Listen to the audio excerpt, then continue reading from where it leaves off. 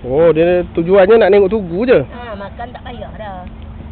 Ha, itu rupa si Fadilah tengah kebula.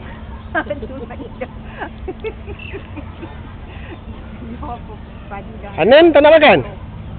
Ha? Gambar tu lah. Rakam. Ha? Rakam? Rakam tu apa? Ambil gambar dia pula. Tengah Jangan kamu. Dah sebelum makan. Tangan kat situ. Ha. Jang, kamu ambil tu kamu gambar. Itu dia ayah dia tengah ke pulau. Ha. Gambar lah macam Dah tak mana. nampak pun kamu si Anin. Alah muka ada je macam jalan. Allah, si Adam. Tak boleh leceh langsung lah dia ni. Jadi ayam macam tu. Ha, tunggu situ yang dia saya kobel. Dia kena berjalan. Jalan dekat tok ha macam tu.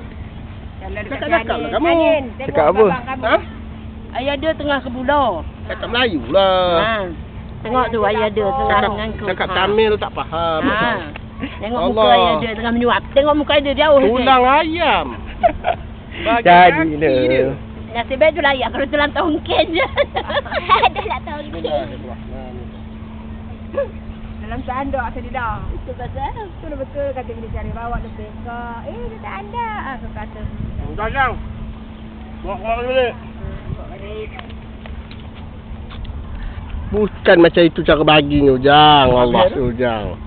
Macam dia bagi kamu tadi. Ha.